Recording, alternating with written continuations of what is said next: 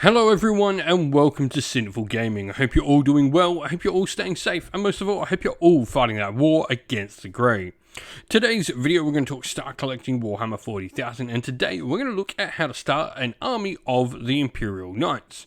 Now, we're going to talk about a particular Imperial Knight that I think is a great place to start with. It's a nice big knight, will get you a ton of points on the table straight away, and that is the Knight Valiant or Knight Castellan kit, which is a dual kit.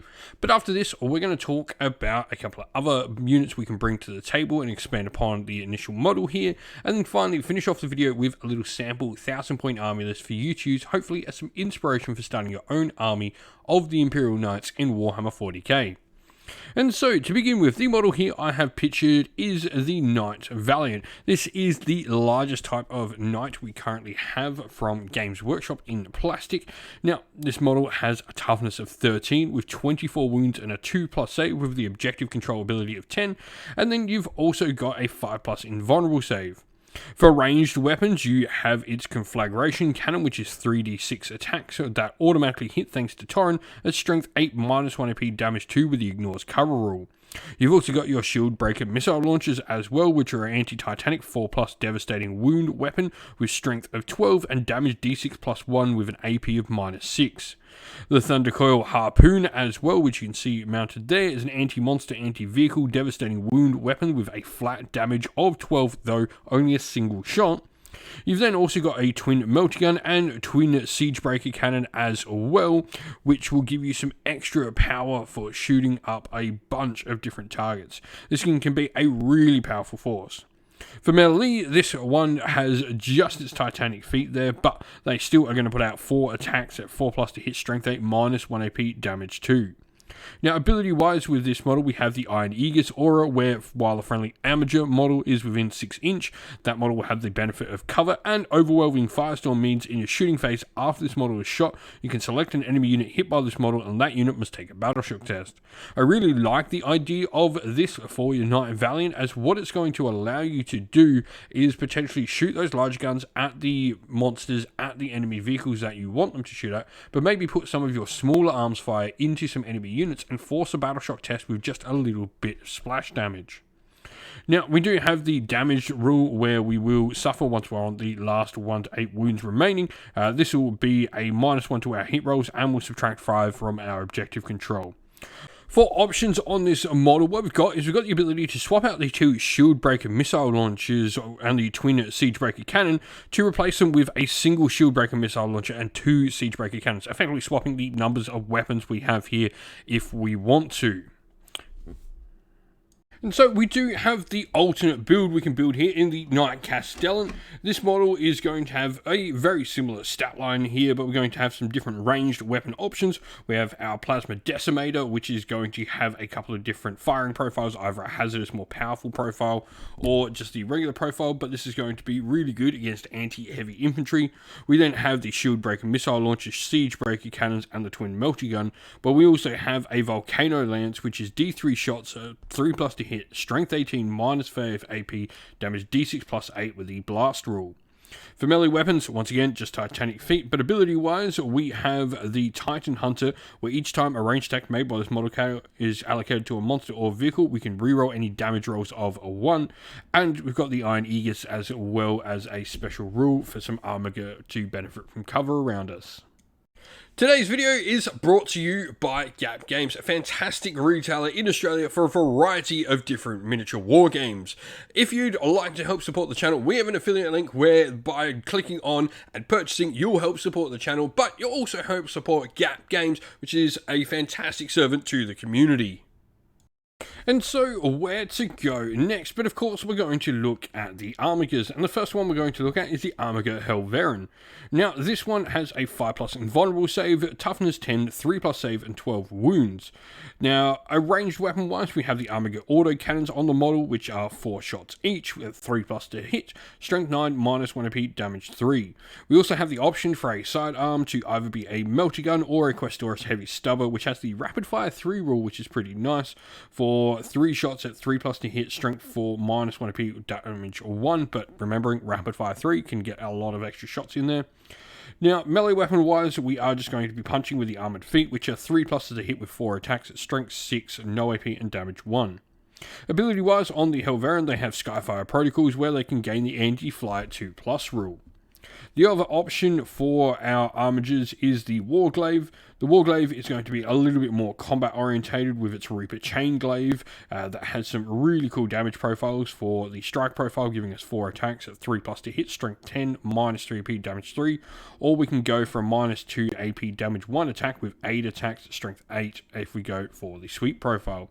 Ranged weapon wise, we have a thermal spear on these models that is effectively a supercharged melter gun.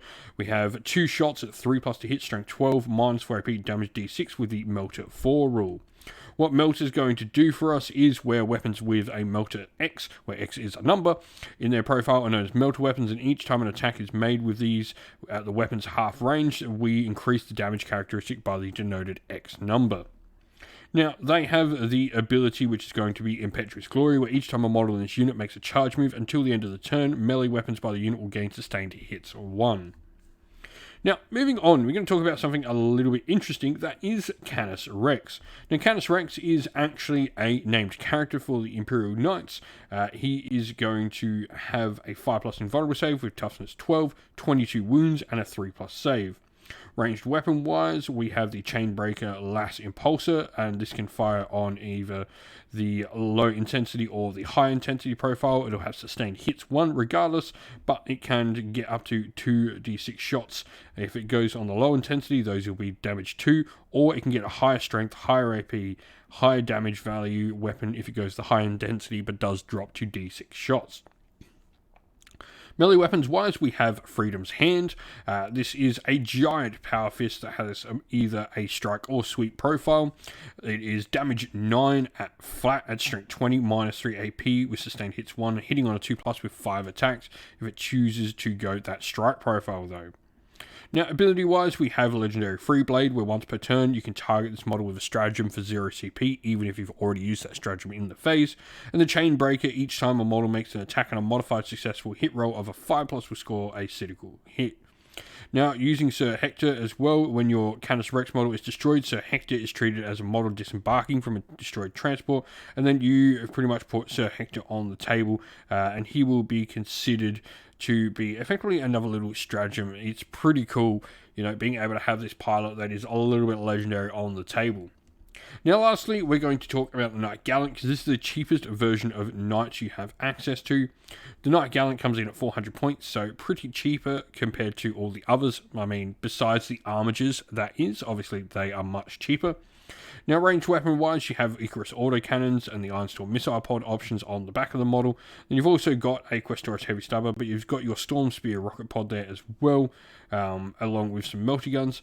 This thing is tooled out for combat though, as you've got a ton of melee weapon options. You've got your Reaper Chainsword and the Thunderstrike Gauntlet in there. Now, ability-wise, for this model, you're going to have the Gallant's Duty, which is a bondsman, where while this model is affected by an ability, you can reroll charge rolls for it, and each time the model makes a melee attack, you can reroll hit rolls, while Martial Pride, each time you make a melee attack against this model, it'll subtract 1 from said hit rolls. And so here we have our sample army list. Now we're going in the Noble Lance detachment. We're playing 1,000 points. So pretty cool stuff. Now we've got our Knight Valiant, who is going to lead the force. Like I said, you have this or the Castellan. Really, they are exactly the same points, so you can just swap freely between the two. We're going to have this model as a Warlord, and then we have for Battle Line, we're going to be joined by 3 Armigers, 2 Helverins, and 1 Warglaive. You can swap these around in any order you want. You're not going to generate enough points for one of your relics for the force if you go with the Armigers as all the cheaper Warglaive versions, but you are going to get a little bit of combat potential in there with that Warglaive. If you've got some ideas on how you would like to play your Knights though, let us know your thoughts down in the comments below for getting started. And so that is the end of the video. We hope you all enjoyed it. If you did, please don't forget to leave a like, comment, share, and subscribe to the channel.